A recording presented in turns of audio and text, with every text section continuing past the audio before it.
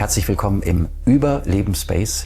Heute zu Gast bei uns im Studio Anne Griesel, die Leiterin und Begründerin des Netzwerkes Bohana. Und ich freue mich sehr, heute mit ihr über die Hintergründe und Realitäten ihrer Erfahrungen mit Bohana mehr zu erfahren. Herzlich willkommen, Anne Griesel. Vielen Dank für die Einladung. Ich freue mich, hier zu sein. Als Leiterin eines Netzwerkes musst du auch einen Überblick über alles haben. Über Themen, über Menschen, über berufliche Rahmenbedingungen. Und gleichzeitig ist das alles völlig egal, wenn es auf den einzelnen Menschen geht. Wie machst du das? Ich glaube, ich schaffe Blasen. Also ich bin es gewohnt, in meinem Leben mir die Welten zu schaffen, die meinem Wunsch nach Miteinander, nach Leben, nach Beisammensein und Beziehung am meisten entsprechen. Und das habe ich eigentlich immer schon getan. Also ich lebe queer, ich habe mich mit Menschen umgeben, die eine Toleranz haben, die eine Akzeptanz haben. Ich begleite meine Kinder bedürfnisorientiert. Ich habe sie im Geburtshaus bekommen. Die sind in eine kleine bedürfnisorientierte Kita gegangen. Die gehen auf eine freie Schule. Das sind ja alles Bubbles, die man sich bewusst schafft, sucht, mitgestaltet, wo genau das an Werten und Haltungen auch gelebt wird, was man für sich, fürs Leben als, ja, so kann doch das Leben schön und gut sein, bildet. So, das ist auf jeden Fall mein Wunsch im Leben, dass ich mich mit Menschen umgebe, die das Gleiche teilen, die die gleiche Haltung zum Leben haben und wo es um Begleitung und Bedürfnisse geht und Achtsamkeit und Empathie und. Und so ist es für mich auch im Bereich Sterben, dass ich da gemerkt habe, auch das braucht eigentlich eine Bubble. So, wir haben alle damit zu tun.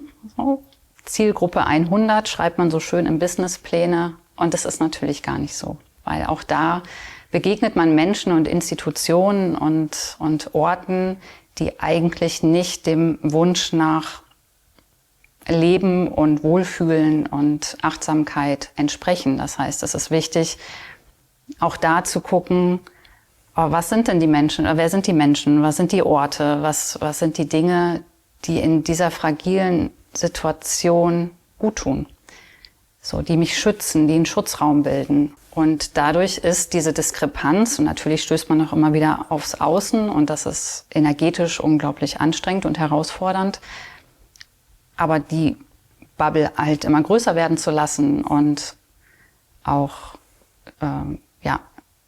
überregional wachsen zu lassen, so dass ich einfach meine Familie, die woanders lebt, genau auch mit dieser Bubble dann vertraut machen kann zum Beispiel. Also das ist was, das finde ich unglaublich wertvoll als Schutzraum, das so zu sehen, um dieses Außen, was ich mir nicht wünsche, ein bisschen auch in der Distanz halten zu können.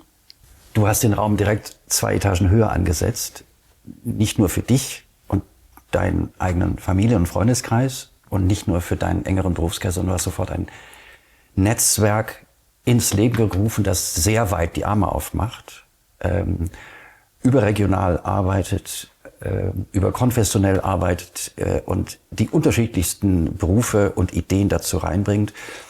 Das ist schon eine sehr, sehr ambitionierte Form, sich eine Bubble zu brauchen. Das braucht sehr viel Kraft. Also ein Netzwerk gründen ist nochmal ein Level, als eine Firma zu gründen. Was hat dich dazu motiviert und motiviert dich bis heute? Wenn ich ganz ehrlich bin, ist, glaube ich, Angst die Initialmotivation gewesen. Und ich hatte ganz stark im Fokus, ich will vorbereitet sein. Ich will vorbereitet sein. Also die Geschichte von Bohana fing ja damit an, dass mein Vater vor 15 Jahren, vorgestern war sein Todestag, sehr plötzlich an Krebs erkrankt ist und 2 Monate nach der Diagnose gestorben ist, mit 51. Und ich war überhaupt gar nicht vorbereitet. Ich wusste natürlich, meine Eltern, irgendwann werden die alt und irgendwann werden die sterben. Ich bin zu dem Zeitpunkt gerade Mutter geworden. Ich hatte also das Leben auf dem Schoß und war so richtig ready, Mama zu sein und wollte jetzt das Leben rocken mit meiner kleinen Babytochter und ja, es war voll schön, weil mein Papa ganz glücklicher Opa war. Und ja, dann kam der Tod so in unser Leben gerauscht. Und in dieser Dramatik, und das war für uns alle wirklich hochdramatisch, weil wir es ja gar nicht haben kommen sehen, ist aber ganz viel Gutes noch passiert. Und das war das Vorbereitetsein meiner Mutter, die natürlich auch überhaupt gar nicht darauf vorbereitet war, dass ihr Mann plötzlich erkrankt und 2 Monate später stirbt. Darauf war sie gar nicht vorbereitet. Aber die hat sich im Leben immer schon mit diesen Themen beschäftigt. Die hat immer Todesanzeigen, außergewöhnliche Todesanzeigen gesammelt und mit uns dann am Küchentisch besprochen, warum sie die irgendwie schön und spannend und interessant fand. Sie hat aus der Zeitung ausgeschnitten. Genau, ja. Das ist ein bemerkenswertes Hobby. Ja. Warum hat sie das gemacht? Weil sie das spannend fand. Also wie unterschiedlich Menschen sind, wie sie das ausdrücken, ihre Trauer ausdrücken. Manche haben ja ihre Anzeige selbst vorgeschrieben, manche haben es nochmal als Abrechnung genutzt. Manchmal wurden Formulierungen verwendet, die einfach sehr ungewöhnlich waren, wo dann viele Fragen ja im Außen auch nochmal da sind. Und sie hatte dann eine Faszination. Und sie hat eine Faszination für die Niederlande, die ja einen ganz offenen Umgang auch mit dem Thema haben. Und von daher hat sie dieses Interesse, diese Inspiration immer schon auch ja, an den Küchentisch tatsächlich mit reingetragen. Und wir haben einen sehr kommunikativen Umgang in der Familie. Das heißt, wir haben immer schon viel gesprochen und besprochen. Meine Mutter saß dann also mit mir beim Bestatter. Und wir mussten auf einmal Dinge regeln und organisieren, wovon ich überhaupt gar keine Ahnung hatte. Und ich musste plötzlich Entscheidungen mittreffen, wo ich wusste, ich habe jetzt gar nicht viel Zeit, lange darüber nachzudenken, und das sind endgültige Entscheidungen. Also eine Kremation ist eine Kremation, da kann ich nicht eine Woche später sagen, ach nee, doch nicht. Und wenn man im Vorfeld sich so wenig Gedanken darüber gemacht hat, braucht man einfach jemanden, der eine Orientierung bietet. Und natürlich sind das Bestatter und Bestatterinnen. Und da braucht's aber ja die richtige Person im Gegenüber. Und ich saß da und ich dachte, Wahnsinn, was ich jetzt für ein Vertrauen einfach haben muss, dass die Person, die mir gegenüber sitzt, uns als Familie sieht, mich sieht, in unserer Vielfalt auch, weil wir sind einfach mehrere Personen, wir haben unterschiedliche Bedürfnisse, wir sind unterschiedliche Menschen. Ich bin jemand, die einfach sehr selbstwirksam ist. Ich wollte die Rede selber schreiben, ich wollte meinen Vater zum Grab tragen, ich hatte noch ganz viel Bedürfnis nach selber tun und machen. Meine Geschwister, die jünger sind als ich, die hatten ganz andere Bedürfnisse und dass jeder in seinem Bedürfnis in diesem Abschied gesehen wird. Das braucht ja auch wirklich ein Gegenüber, das das sieht oder ein nebendran, wie unsere Mutter das war. Und so fing das dann an, dass ich dachte, gibt es was im Internet, was mich ein bisschen besser vorbereitet auf diese ganzen Themen, sowohl auf was kann ich machen, aber auch rechtlich, was darf ich denn eigentlich, wenn ich das Bedürfnis habe, die Asche jetzt mit nach Hause zu nehmen, darf ich das, wie geht das nicht? Also diese ganzen Fragen, weil ich wusste, es wird wieder auf mich zukommen, wenn ich nicht vorher gehe. So. Das heißt, ich komme wieder in die Situation und ich möchte dann besser vorbereitet sein. Alles, was ich im Vorfeld an Orientierung schaffen kann, hilft mir hoffentlich in der Situation, die Entscheidungen zu treffen, die für mich einfach ganz viel mit Liebe und authentischer Liebe und Beziehung zu tun haben. Und ich glaube, die Angst rührt daher, dass ich einfach keine Orientierung habe und ja, dann einfach nicht mehr den Abschied so in Liebe gestalten kann, wie ich mir das aber eigentlich wünschen würde und dann viele Jahre damit beschäftigt bin, im Bereuen und ach, hätte ich doch und warum konnte ich nicht und das kann man sich dann immer alles erklären, aber das wollte ich halt nicht, sondern ich wollte maximal es halt so gestalten, dass ich gute Entscheidungen treffen kann und gut begleitet bin und einen möglichst liebevollen Abschied organisieren kann. Bohana ist ein Kunstwort von der Begrifflichkeit, also setzt sich zusammen aus Ohana. Ohana ist hawaiianisch und bedeutet Familie. Und der Ursprung ist ja sehr familiär. Der Tod meines Vaters, aber dann auch der Tod meiner Oma und auch diese ganzen Erfahrungen, die ich ja familiengeprägt gemacht habe in dem ganzen Kontext. Und auf der Suche nach dem Namen für diesen Ort, ich habe in der Sprachindustrie gearbeitet lange und meine Familie hat einen starken Bezug zu Hawaii, ich selber auch. Das war immer ein Sehnsuchtsort von mir. Und ich habe dann eines Nachts geguckt, was denn schöne hawaiianische Begriffe sind und bin auf Ohana gestoßen und es hat mich sofort berührt und bewegt und auch in dem Bezug zu der Familie, Bezug zu Hawaii, der Spirit von Hawaii, Respekt und Toleranz und im Miteinandersein, im Füreinandersein. Das sind einfach all die Dinge, die ich mir so wünsche einfach fürs Leben. Ja, das B steht natürlich ganz stark für das Bedürfnisorientierte auch. Und dann bin ich damit herangetreten an die ersten Menschen und auch die ersten professionellen Menschen. Und die haben halt gesagt, das geht nicht, Anne. Das versteht ja kein Mensch. Und dann dachte ich, es geht auch nicht unbedingt ums Verstehen. Den Tod kann man ja auch nicht komplett verstehen. Man versteht auch Trauer erstmal lange, lange Zeit, vielleicht auch gar nicht. Es geht vielmehr ums Fühlen. Und das Wort, ich habe sofort gefühlt und nach wie vor fühle ich mich sehr, sehr wohl mit dem Wort und mit allem, was dahinter steckt. Ich habe immer gewartet, dass jemand so ein Netzwerk gründet, dass jemand so einen Ort gründet wie Bohana. Ich habe lange Jahre gewartet, dass das passiert, weil es für mich so logisch war, das braucht es doch. Und es ist nicht entstanden und dann ist es mir ja mehr oder weniger so in den Schoß gefallen, dass ich selber machen darf, muss, ich weiß es gar nicht, was es dann war. Ich sage mal, ich durfte es dann selber machen. Also es ist eine Online-Plattform und in dem Netzwerk sind plus minus 200 Menschen aus den unterschiedlichsten Bereichen. Das sind BestatterInnen, das sind Trauerbegleitende, das sind Menschen, die im Bereich Erinnerungskunst was schaffen, was Trauernden einfach einen Schritt weiterhilft und gut tut. Das sind AutorInnen, die Bücher geschrieben haben zu dem Thema. Hospize, Vereine und das sind alles Menschen, die wie gesagt sehr wertebasiert arbeiten, die sich das Gleiche in dem Bereich wünschen und die Abschiedskultur aktiv und lebendig mitgestalten wollen, die alle sehen, so wie es die letzten Jahrzehnte war, dass es viel nicht besprechbar war, dass es wie immer läuft, dass es heutzutage was anderes braucht, viel individueller und bedürfnisorientierter. Die Menschen, die in dem Netzwerk dabei sind, das ist ja so, nicht jeder Mensch passt zu jedem Menschen, aber wenn wir uns auf eine gewisse Haltung im Leben verständigen, dann ist erstmal so ein Grundvertrauen schon mal da.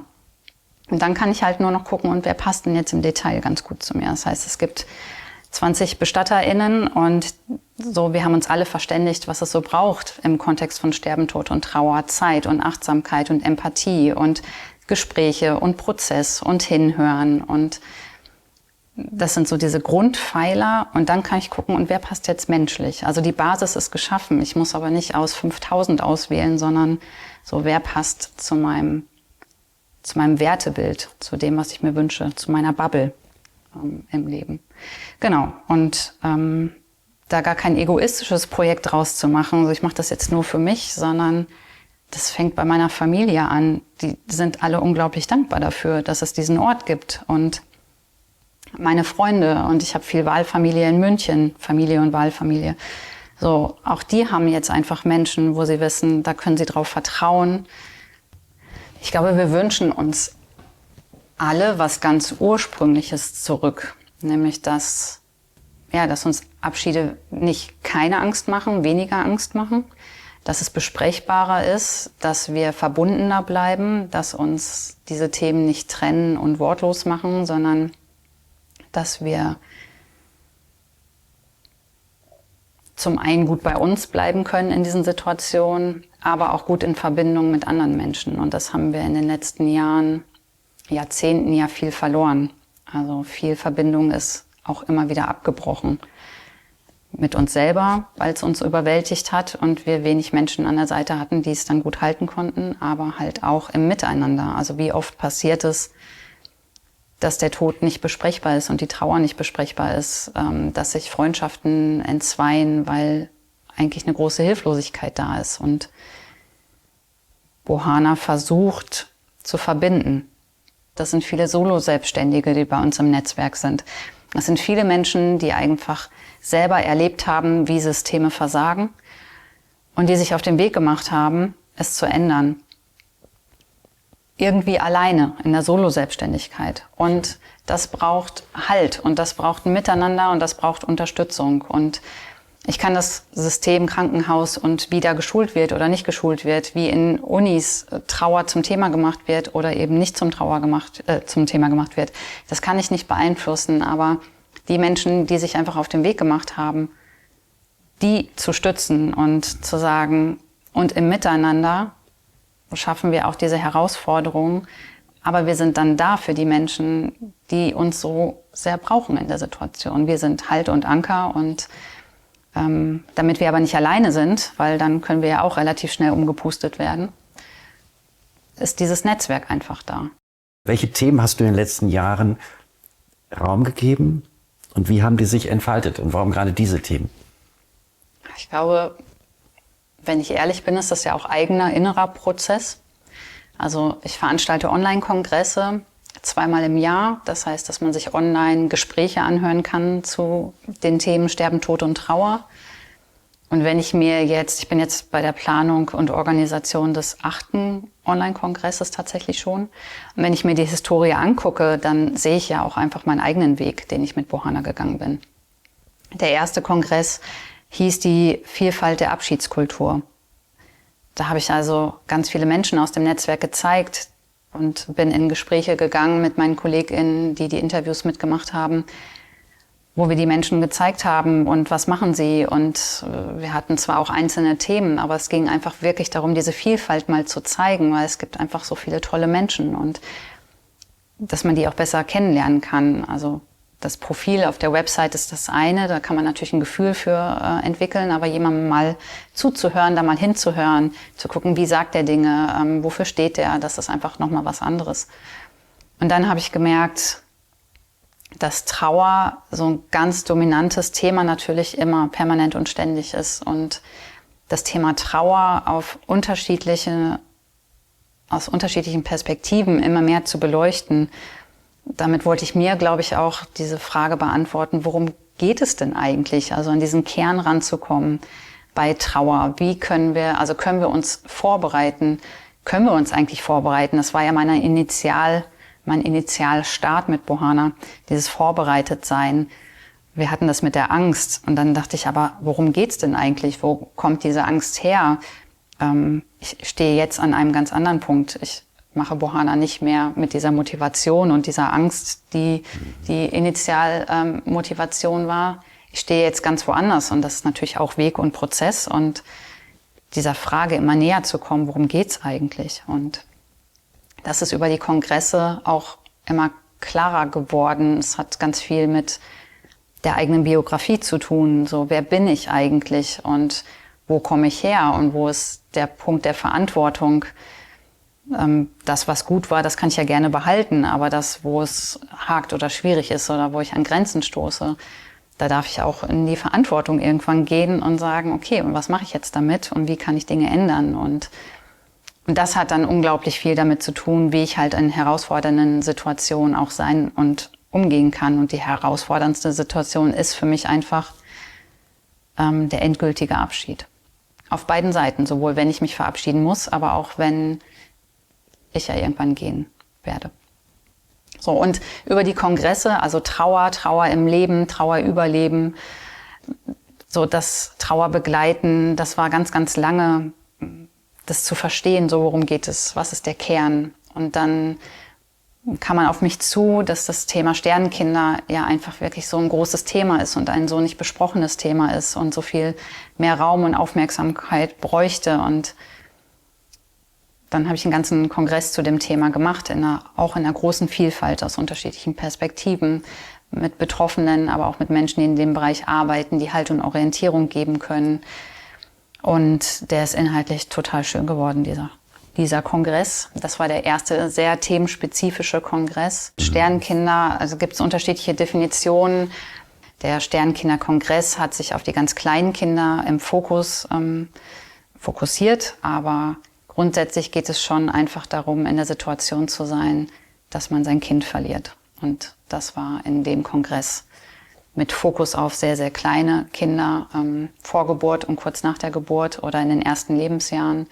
Aber es sind auch Sternkindeltern zu Wort gekommen, die ihr Kind im Erwachsenenalter verloren haben. In einer idealen Welt funktioniert das familiär und im Wahlfamilienkreis mit der Trauerbegleitung. Das ist zumindest die ideale Welt, dass wir, wenn wir jemanden verlieren, begleitet sind. Und in unserer Hier- und Jetzt-Gesellschaft ist es aber ganz oft so, dass Menschen überfordert sind, dass sie einfach so viel im eigenen Leben haben. Das ist gar nicht mit bösem Willen oder so verbunden, aber die einfach irgendwann aussteigen an irgendeinem Punkt. Und dafür ist es dann ganz gut, Menschen kennenzulernen, die diese Trauer professionell dann auch begleiten können. So, das ist dieses klassische Trauerbegleitung. Und wenn jemand gestorben ist, die Facetten sind aber viel größer. Es gibt die Trauer am Arbeitsplatz. Das heißt, wenn jemand auf der Arbeit, an der Arbeit mit Veränderungssituationen zu tun hat, so wie kann das auch begleitet werden?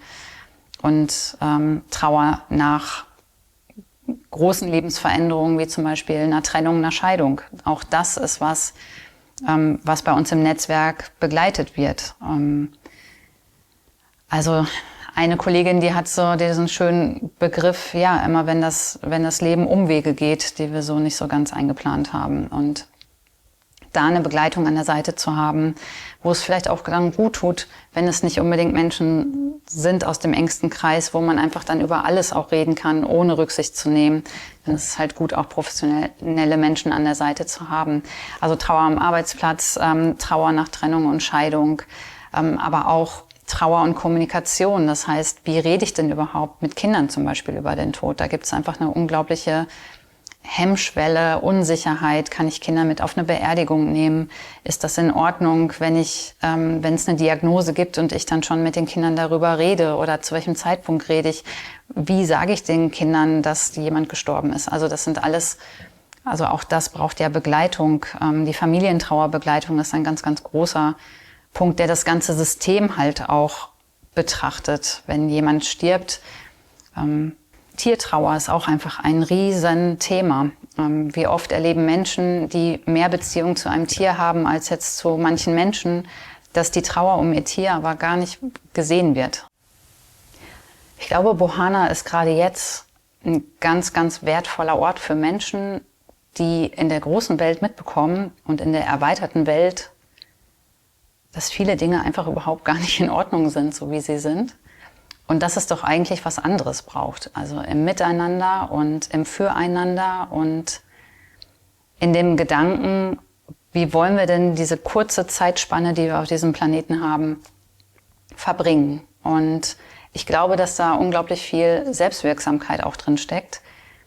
So dass nicht die anderen das alles bestimmen und regeln, sondern wir haben unsere eigene Welt, unseren eigenen Kosmos und den können wir gestalten und mitgestalten. Ich kann an jedem Tag entscheiden, wie ich diesen Tag gestalte im Miteinander mit anderen Menschen, was ich nach vorne bringe und was ich gebe. Und immer in diesem Vertrauen auch, an irgendeiner Stelle kommt es auch wieder zurück. Vielleicht nicht von demselben Menschen, aber an anderer Stelle wie so ein schöner Karma-Kreis, daran zu glauben, what goes around comes around und im Positiven. Auch im Negativen, aber ich fokussiere mich jetzt aufs Positive. Das heißt, ja, wir helfen Menschen und wir unterstützen Menschen, die gerade Hilfe und Unterstützung ganz dringend notwendig haben, weil sie aus dem Takt und aus dem Gleichgewicht sind, weil ein Mensch gestorben ist. Deswegen ist so dieser Kernsatz, was soll bleiben, wenn du gehst, wirklich essentiell für mich, weil das kann ich entscheiden.